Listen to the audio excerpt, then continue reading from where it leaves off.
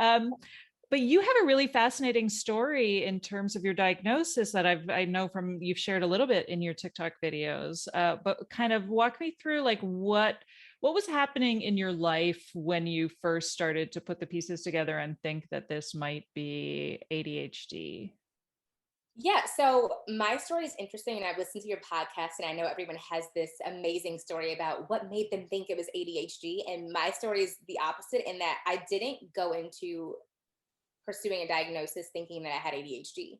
I got SPECT scan imaging done with Dr. Daniel Amen, and I went into it thinking, okay, so I know I'm going to come out and be told that I've got OCD. I know that. I know I'm going to come out being told that I am depressed. I know that. But I walked out with 4 diagnoses, found out that I have ADHD, primarily inattentive, and also that I'm autistic. So I didn't go into it thinking like, oh, this is ADHD. As a matter of fact, I listened to his book on Audible, and the chapter on ADHD right over my head. Really? I'm just like, oh, that's interesting. Some people have that, not me, but some people have have that. So I was actually completely shocked to learn that I had ADHD. But upon looking at the symptoms and all of that, upon going into hyperfocus about it, like we do, um, a Uh, little gnat. a literal gnat. I know, seriously. I'm like, um, so no, but upon going into hyperfocus, the way that we do after learning that I had it, everything made sense. I mean, my entire life yeah. flashed before my eyes and made sense. Right? Yeah, it is. It's incredible. Okay, so tell me more about the tests and the scans. Like what you just saw, you heard. Okay, so I remember you listened to his book and you were just like, this is amazing. I want to go to Chicago and do these tests. Or do you live in Chicago or So I live about an hour outside of Chicago. I'm in the okay. southwest suburbs. But I actually watched this YouTuber. Her name is Kinsey Elizabeth, and she's really open about her struggles with mental health. And she was reading this book, and I was like, I need to read it. Not only do I really relate to her, but I've also been super interested my entire life in the workings of the brain. Um, and I think it makes me really self aware. And that's how I knew something was going on. I was like, okay, so I know how brains are supposed to work. I don't think that mine works like that. And maybe I should look into it. So she mentioned reading the book. Of course, I downloaded it, guzzled it up, and I was like, I need to find one of these Amen clinics. So I took to Google, and of course, there was one in Chicago, which was amazing. So I made my appointment. They shoot you up with this lovely dye, and which was terrifying for me because I hate needles. But it really felt life or death for me to, go into it and come out with some answers for once in my life. And so they take all these pictures of your brain at work. So I'm not sure if you're familiar with the test that they have you take where they give you instructions about when to press the space bar as things pop up on your computer screen and when to not press the space bar. So I was so incredibly bored during taking that test because inattentive. And I remember getting my results, and my doctor's like, were you really bored when you were taking this test? I was like, oh my God, I was so bored. She's like, yeah, that's called ADHD. You have it. So that's what I remember about the ADHD testing. I just remember being really bored. So And yeah. then and then what about the autism? I mean, do they just sort of give you a certificate and send you on your way? No. What happened, and I was actually, again, like, I could not have been more shocked to come out with these extra 2 diagnoses. But again, doing research, I'm like, oh my God, I'm so autistic. This makes so much sense. But apparently, I have trouble recognizing facial expressions. I did not know that. I think that I'm, again, a really self aware person, and I think that I'm aware of other people. And I didn't know that that was an issue that I had. And I guess I would be someone who has, if we were still using the terminology, Asperger or Asperger's. Mhm. And so I think maybe that's why it hasn't felt like it's hindered me my entire life. But I had no idea that I had such tremendous issue with looking at a picture of someone and saying, this is what they're feeling. I thought I was good at it like my entire life. So I think that was the big marker there. And then also, I love routine. My ADHD hates routine, but my autism loves it. So there were different things like that. There's, the interview that you have to go through, and your family and friends have to get asked tons of questions about your day to day. lots of rigidity, love of routine, and then the trouble with identifying emotions on other people's faces, but Mhm. also alexithymia. Like I have trouble identifying my own emotions sometimes. I'm like, I feel, yeah, I'm like, I'm fine. And that's always like my go-to. Even in therapy, my doctor's like, okay, this is a chart. What out of these things are you feeling? And I'm just like, uh, that one. So it takes me a minute to kind of identify what it is that I'm feeling, and that's an autism trait. So Interesting. Yeah, we do talk. I've heard of the term interoception and that kind of inability to really tune into what exactly is happening in your body. And yeah, I certainly relate to a lot of that, especially when it comes to, feeling rage seemingly out of nowhere, and really kind of having to dig deep and be like, yeah, what was happening? Because yeah, usually it's 12 little things that have all been sort of happening over the course of a long period of time that finally yeah, erupt. And we just really like don't pay it. Like it's not even, it's really just, yeah, not registering. It doesn't register yeah, in some way. yeah. Yeah, I'm not articulating it very well. Now I'm No, curious. fine. I'm curious, as you're an actor, has what kind of like insight has this given to you into this chosen profession? Because I feel like there must be some really interesting personality or interesting parallels between like acting and um taking on roles, and taking on personalities and masking, and some of the ways in which we sort of have the, I have a lot of conversations on this podcast about like the difference between our external persona and our internal persona. And I feel like as an actor, that must be really pronounced.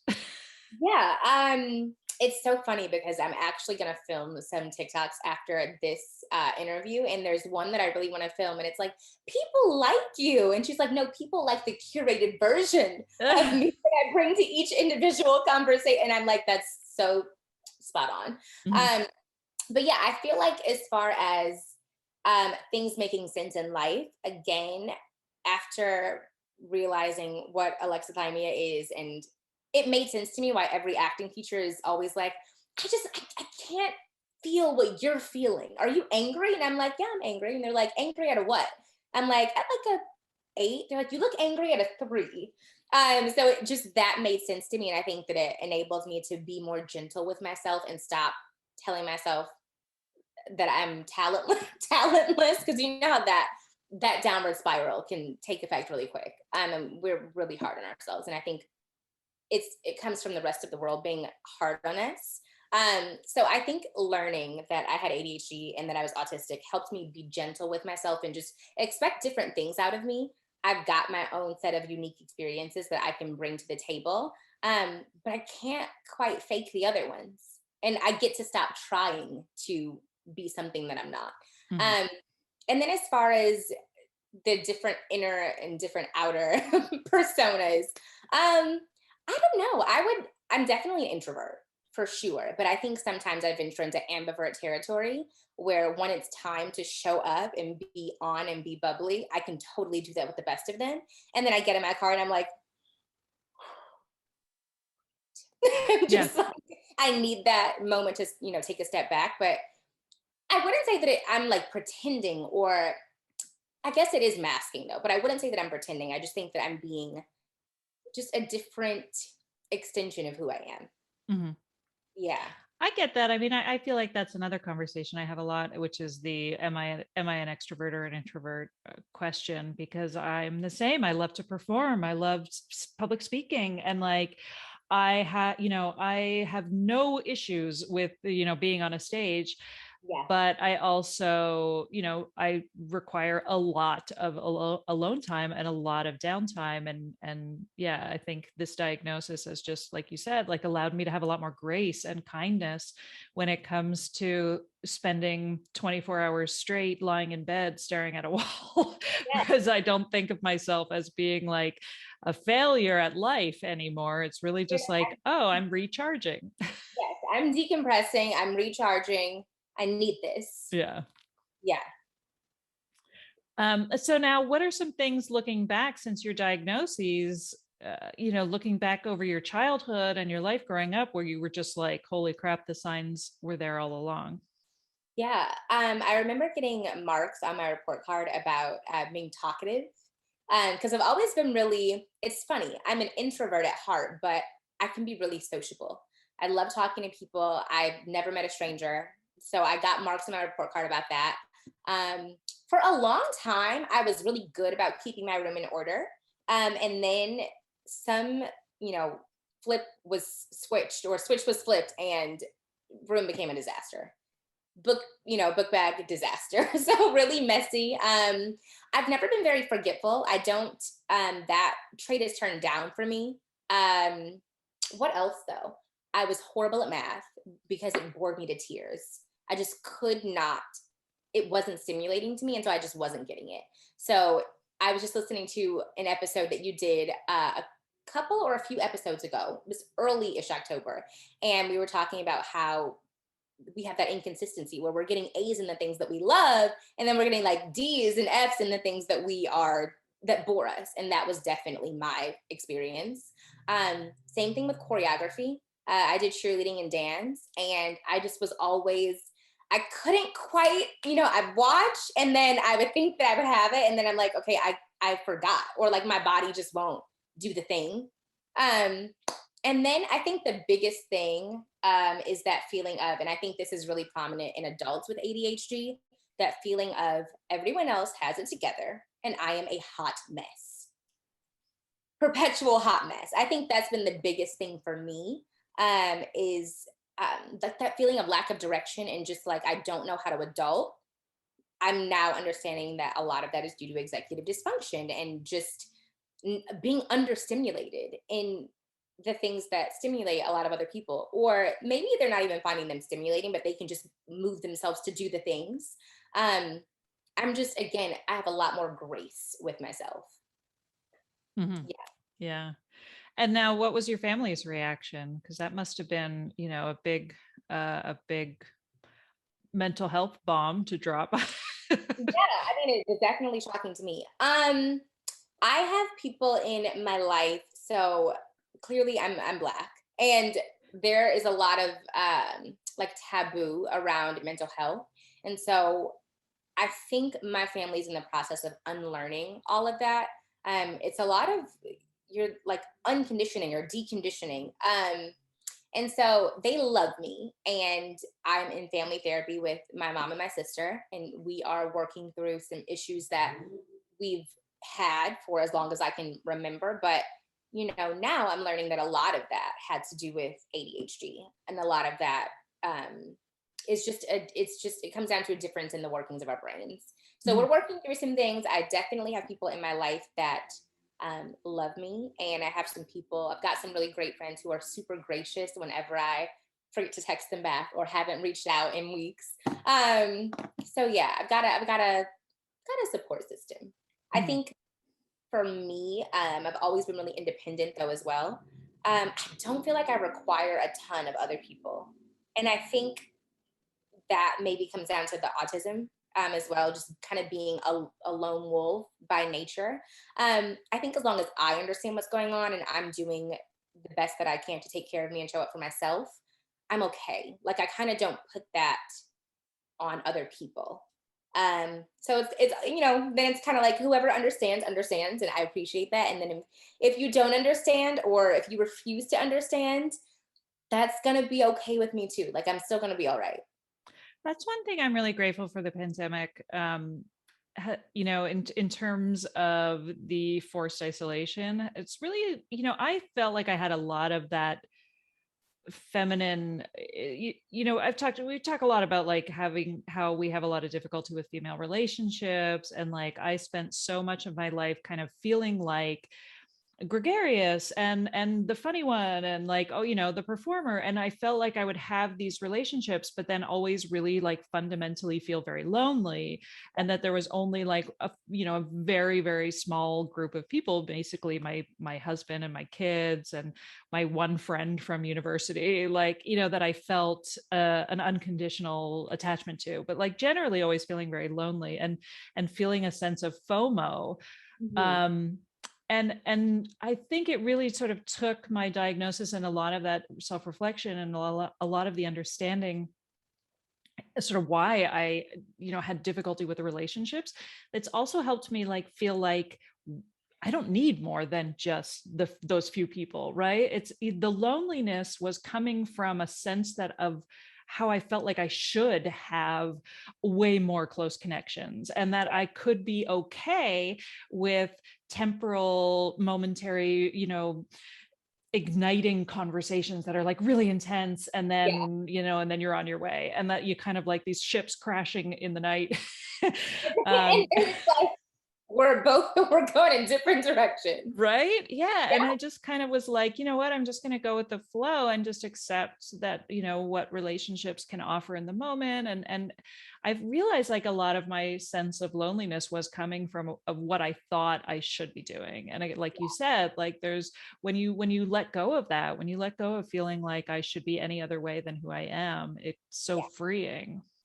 100%. And I think that I think I've got like I can count on one hand like the people who I consider, and my sister is one of them. She's my best friend, and so I've got like four other people that I feel like I can go to, and I don't always feel like I'm the best friend to those people, and so I feel like I'm always apologizing profusely, but at the same time, it's just I don't know. I think it teaches the people in your life something about compassion and humanity as well. So I think it's a gift to all. And then also, I don't think that I could keep up with more than that many close friendships. I just it would drain me, and I would be like, if I had to apologize to 37 people about not showing up for our friendship, I think it would be the end of me. So I'm like, I'm good with my 4 or 5 close friends. I can't really handle more than that. I'm just not built that way. So I feel like I'm content in the intimate relationships department as far as friendships go. And again, I and this is difficult because I think we want to be understood. That's just fundamental for any human. But I've gotten to the point after, after you go, I'm 29. So after you go virtually 30 years feeling misunderstood, I think that there's this shift that happens. So now instead of trying to get people in my life to understand, Oh, I lost your sound.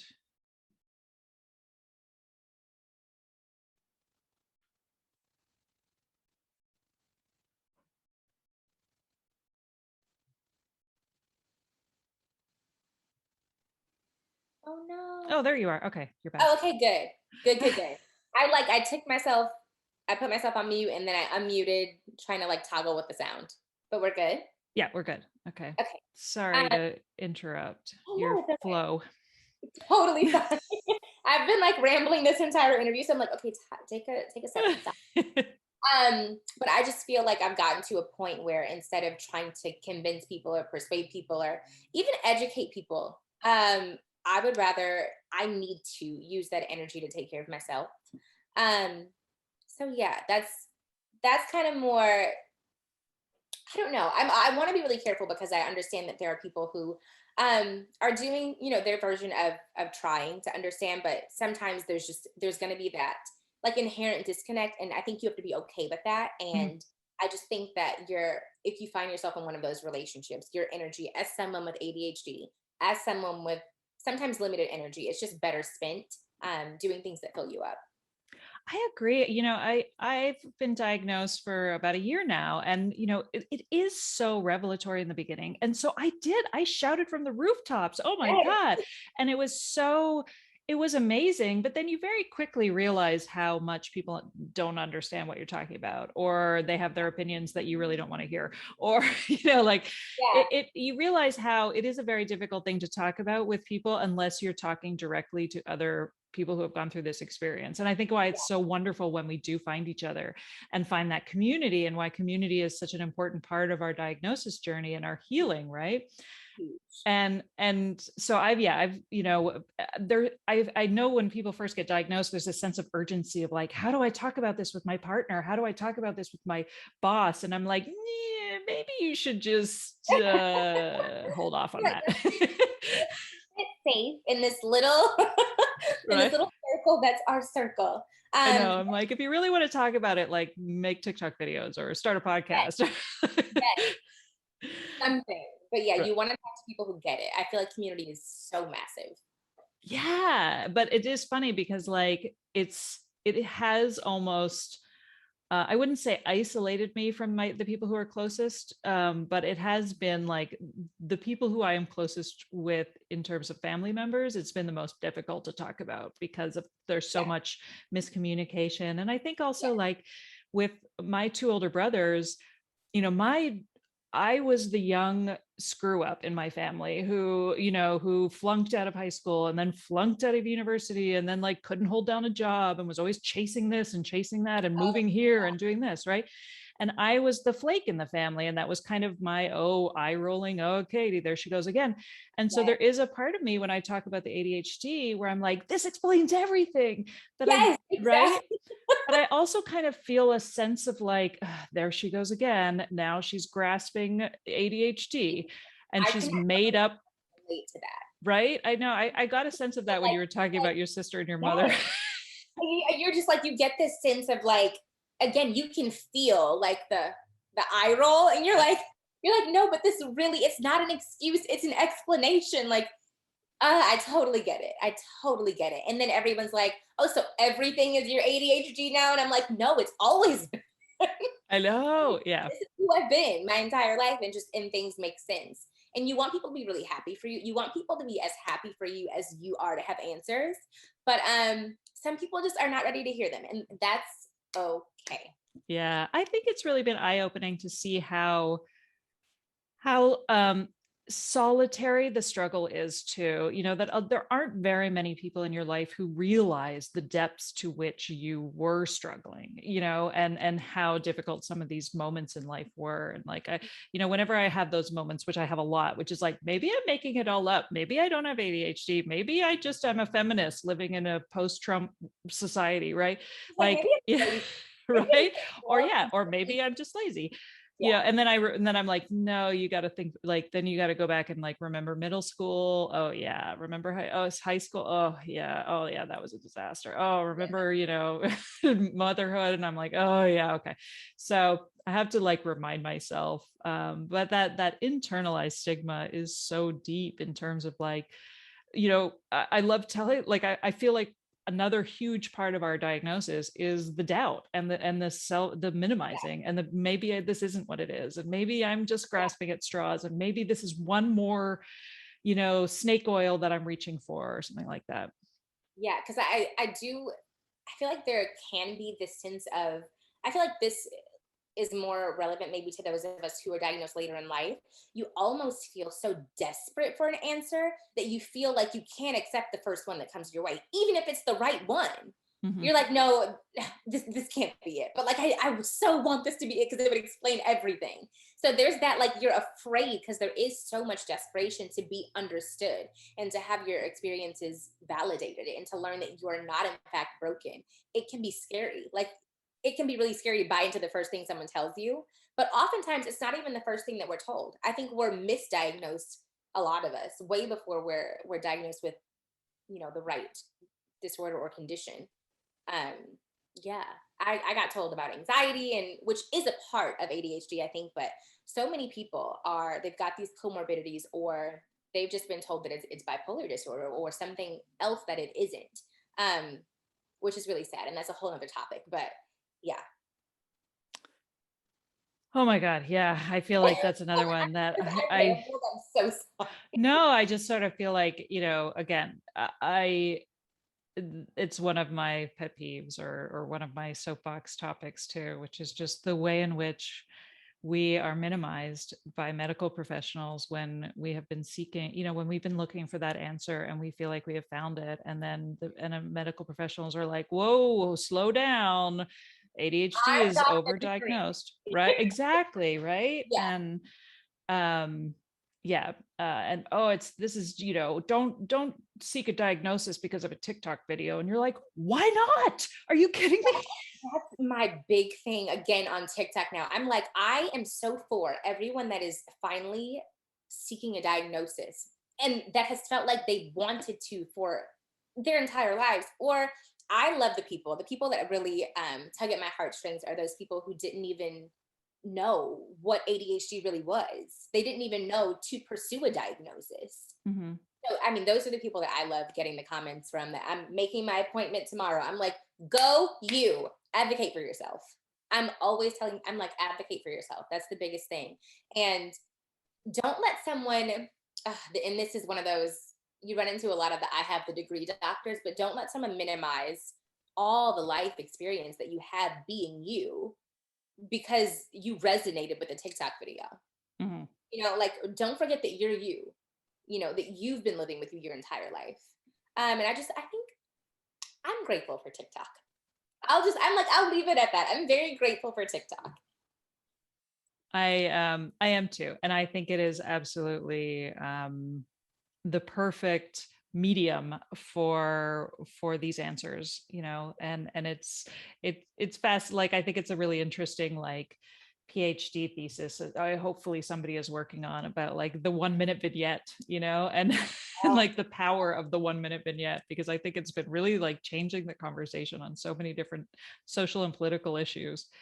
100%. Yeah. So now, what are your thoughts about uh, RSD and acting? Because I had another actor who I was speaking to. I interviewed another actor, Emily Donahoe, and I was like really curious to talk to her about RSD because of how much rejection actors experience in their profession. Yeah. And she was like, Yeah. I don't have it. She was sort of like, I don't think I could be an actor if I had RSD, because you have to be thick-skinned. And so after, and I was like, oh, okay, that's interesting. But I also sort of feel like there's so much more to RSD than just being rejected. Like, I think there's so much, like, when I think of RSD, I think a lot of it is like rumination and overthinking. And so I'm curious if you like had thoughts about it in terms of your chosen profession Yeah. or just in general.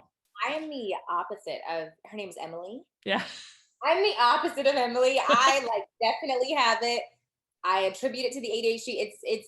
And like you said, it's a lot more than just getting your feelings hurt, which that has happened to me as well. We want to be good at everything, and we've been told that we're wrong so much that we're always looking for someone to tell us that we're right.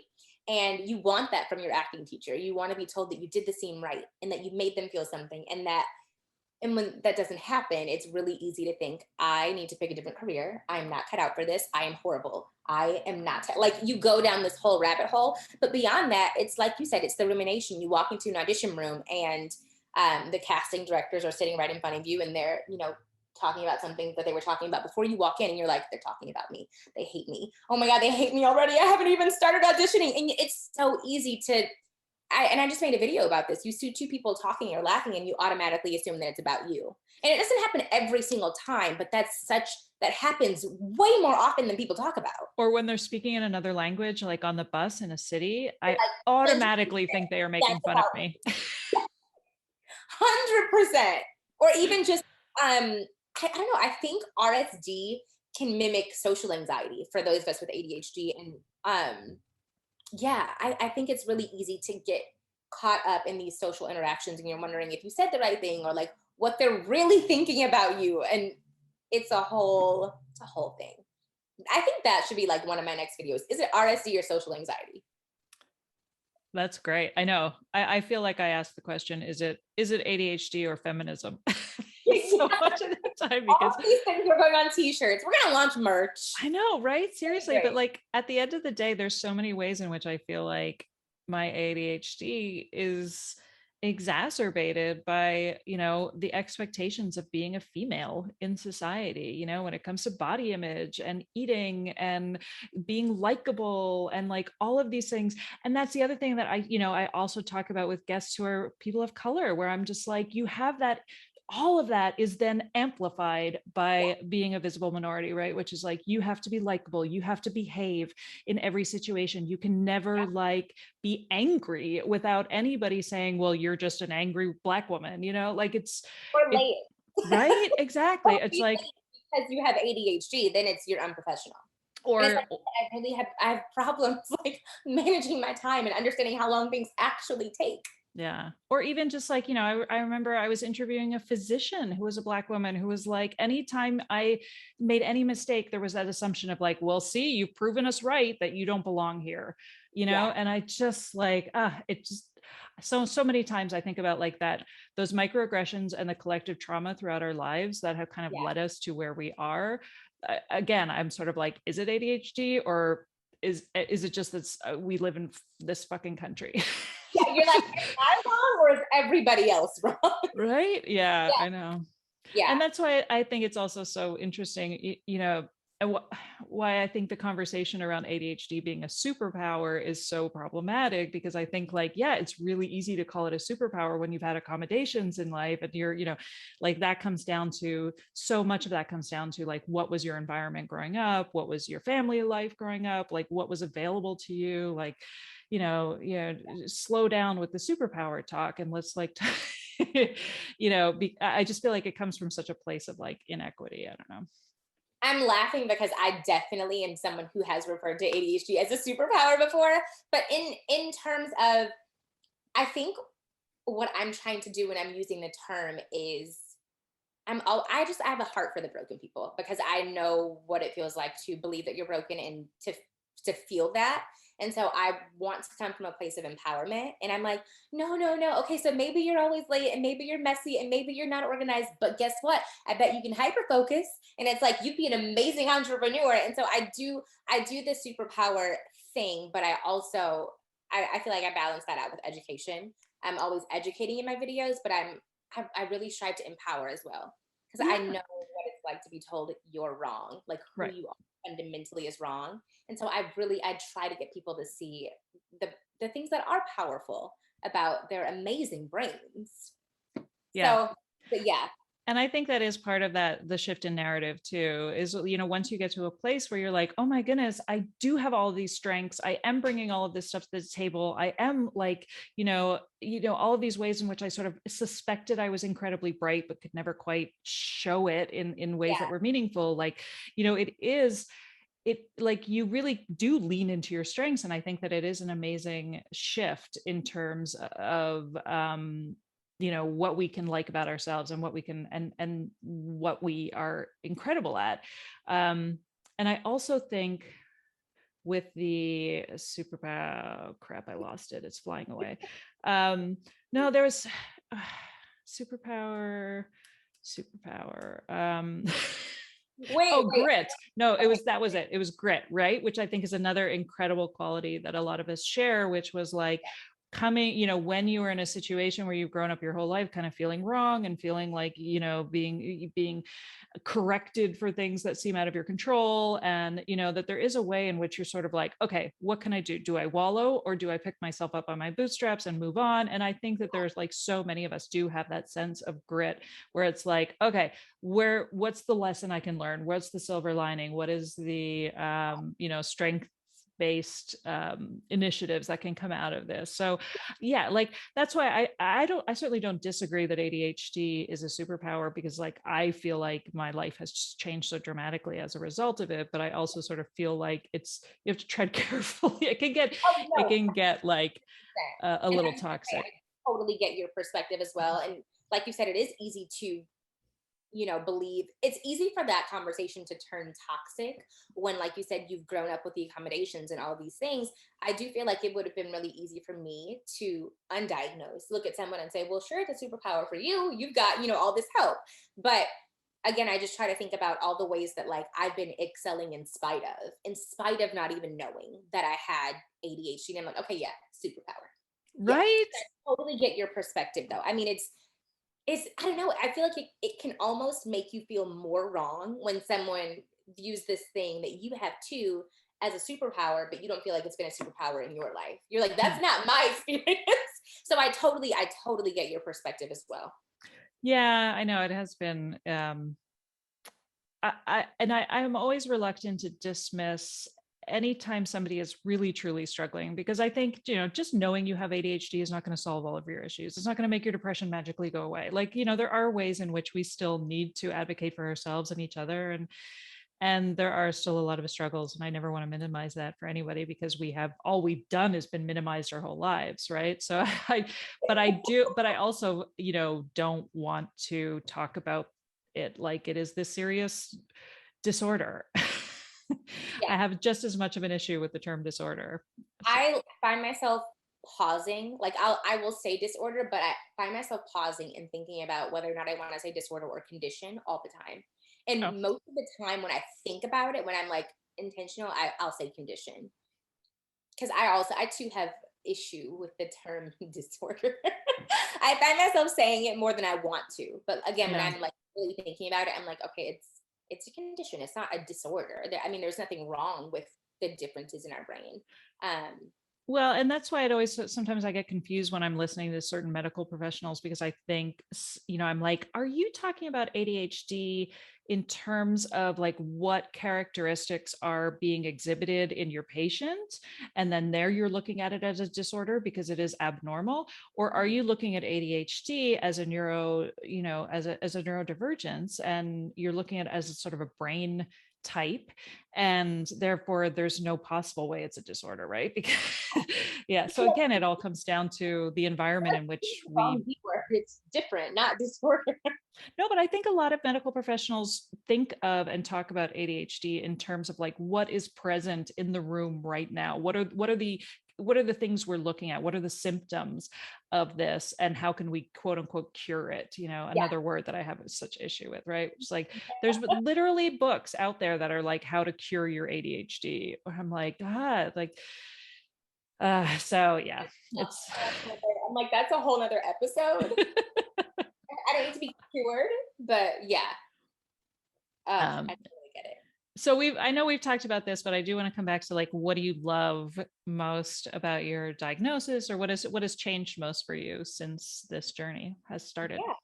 I think what I love the most is my ambition and the fact that I'm a visionary, huge visionary. I don't think that I could ever be a COO, but I would make it amazing. And I do have my own skincare brand. I do think that I'm a great CEO. I've got vision. I'm really great at big picture thinking, and I love that. I'm super ambitious. I feel like I'm always pursuing something. Like I'm never chill. I definitely, for someone who's inattentive, I do feel like I'm very hyperactive. I mean, it's all here. But like my ideas, I've got this notebook that I like keep with me, and it's just pages and pages of like ideas. So I love that. I think that's my favorite thing about my ADHD brain. And then I think the way that I've changed the most since receiving a diagnosis is just being gracious with myself, being a lot more kind to myself, and also insisting that other people are kind to me as well. um, it's advocating for yourself. Boundaries, yeah. Yes, exactly. It's learning how to advocate for myself, and that's a thing, and that I'm supposed to do that. And that I can do that in an assertive way. It doesn't have to be aggressive, but just learning to not let people say things to you that could tear down, your confidence or your sense of self if you do struggle with RSD. But it's also learning to not say those things to yourself. Yeah. Yeah, I notice that in little ways, like when I go to the doctor's office now, I will say things like, "You're throwing a lot of information at me right now. Can you please give it to me in print, so Yeah. that because I'm not going to remember this." Whereas in the past, I would have been so frazzled and so overwhelmed, and I have my 15 minutes, and then they shove me out, and then I'm in the parking lot just being like, "What just happened?" Like So trying to code your notes, and you're like, I think that says Apple. Like, I yeah. don't know. Yeah.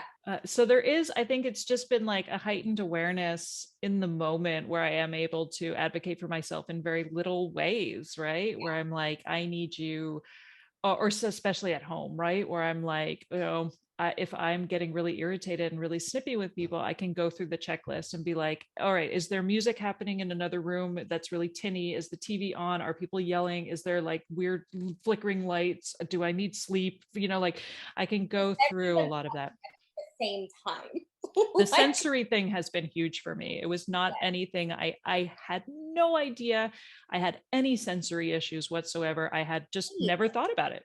yes, until I had a full-fledged meltdown. This was maybe like 3 to 6 months ago. I'm with my family. My dad's here, my younger sister. I've got two younger sisters. One of them is 16 years younger than me. So more like my kid than my sister. But my dad's talking and she's talking, and my best friend, who's my sister Kennedy, she's talking, and I can hear people chewing. Which is my pet peeve in life. And it's like there's talking, there's chewing, there's yelling, there's background music because my brother's watching TV, and I literally had to go upstairs and lock myself in a room, and no light, no sound.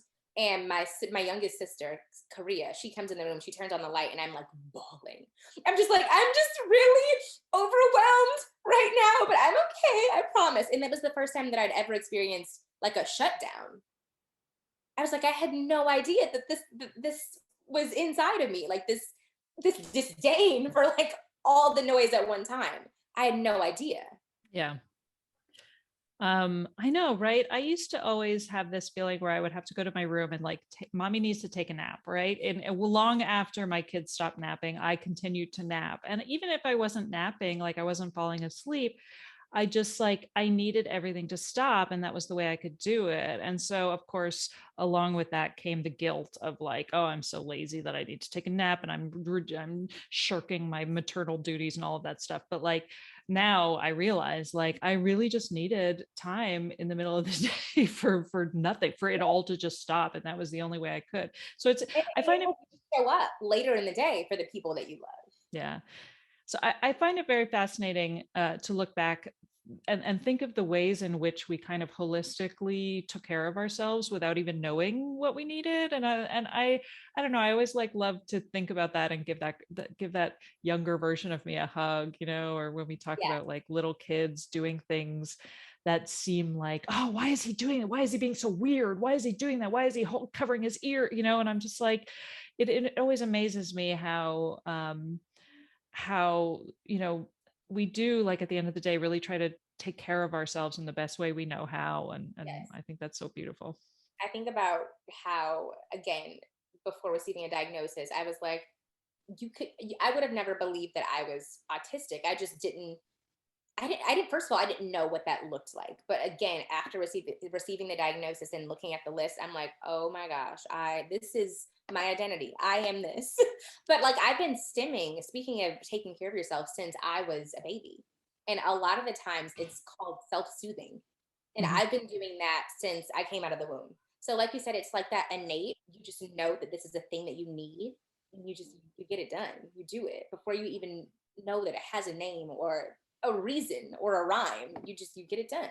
Mhm. Yeah. Have you been watching the Love on the Spectrum dating reality show?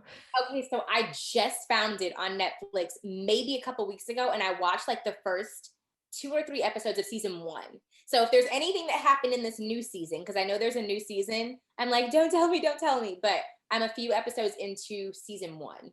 Do you feel like an overwhelming sense of like peace and relief? Because I actually haven't seen it, because I was a little reluctant to, because I felt like the trailers kind of infantilized the characters a little bit, where I was like, oh, this could be problematic, where they're like, Yeah, look, people with autism, they're real humans just like us.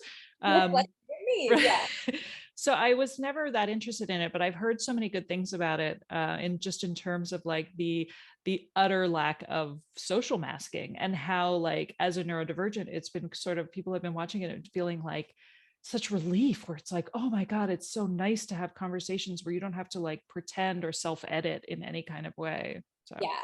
I definitely have noticed the lack of self-editing and the lack of masking, and I look at that and I'm like, I so admire that.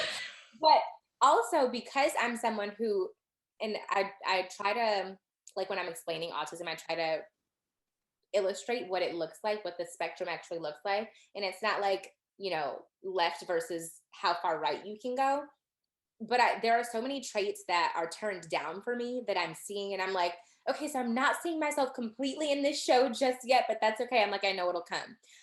So I definitely want to continue watching and get into season two, but I totally do admire like just the ability to show up and like, this is who I am, and it works out because this is also who you are, and like we're gonna have a great different life. So yeah, I'm like, is there a dating app? Do you know? Is oh, there I don't know, but there should be. I There, know let's see, look at, let's see, big ideas. it's I right that don't one. know. right? Yeah. There, if there isn't, there definitely should be, I think. Ooh, I'm gonna look into that now. I'm like me, like entrepreneurial, but back to the conversation. Well, no, that's a great segue to talk about your business venture. So you were on Empire. Are you going to be? Is this a recurring character, or was that a? So Empire, we actually filmed our sixth and final season last. I think I filmed my last episode in February, and that's when the show wrapped. We wrapped right around the beginning of the pandemic. Okay. I remember being on set when I got the news that COVID had broken out. Yeah, so it's been great. So I did 2 episodes, which it was supposed to be 1 episode from what I've been told, and the showrunner saw my first performance and really loved it, and so he decided to invite me back, which is I will cherish that for probably the rest of my life. I mean, I could be like accepting an Oscar, and I will still think about that moment. Yeah. So yeah, so Empire is wrapped, but there is I I'm trying to think about what I'm allowed to say. I will just say stay tuned if Okay. you were an Empire fan. Like I'll just say Oh, I okay. think Gotcha. that's okay to say. Yeah. Um, and so now you're working on Temple Face and Body, which is Yeah. your own company, right? Yes. Yes. So it's a clean luxury skincare brand, and it kind of was birthed before it was birthed as a company. The concept was because I had done so much digging and so much searching for answers, and I found out how toxins can kind of wreak havoc on our brains. I'm like, I need nothing else wreaking havoc on my brain. I was like, there's been enough havoc to, last me my life. And so I started looking into what these toxins do to our brains and what all these different chemicals actually do to our brains. And that's when I started looking into non-toxic living and clean living. And so I knew when I came out with a skincare brand, I wanted it to be clean and non-toxic. So yeah, that's kind of the concept behind Temple Face and Body. And it's called Temple because your body is a temple. So yeah, but Oh, Temple's my baby. awesome. Yeah. Okay, great. So I will definitely link to your awesome TikTok account and to Okay. Temple. Is there anything else? How else can people find you on the World Wide Web? Yeah, I mostly show up on TikTok, but I'm the same handle on TikTok and Instagram, Carrington Bruton. I'm on Twitter, mostly as a spectator. I just scroll my TL and like laugh at everything. I Um, post I post wildly for like one day and then I forget it exists for 3 weeks and then yeah, yeah. So I am on Twitter. I'm like, what is my Twitter name? I think it's Carrington LB on Twitter. And then what else? And then Temple Face and Body is at Temple Face and Body on Instagram. I'm not sure what we are on TikTok because I think I had to do a different name. And then templefaceandbody.com is where you can find our Red Sea cleanser. And when we come out with our moisturizer, obviously that'll be housed there too. So awesome. Oh, cool. Well, I look forward to thank you so any much. more products and more ventures and definitely more of your lovely videos and the how far are you in the A to Z at this point? You'll probably by the time this airs, you'll probably have completed it. Do you already have all of your A to Z videos worked out? No, I kind of just, I'm like, okay, I need something to film today. And the great thing about ADHD A to Z is I'm like, I'll always have something to film so long as I'm not done with the series. So I think I'm on, I want to say the last one I did was O, which was omega 3. Yeah. Yes, that's possible. Okay, I cool. Well, it's a great idea. I love it. It's really Thank you so entertaining much. and Thank you. very smart. I hope So, you're really helpful to people. wonderful. Well, I'm so pleased that I got to know you and got to pick your brain a little bit more and find out your story.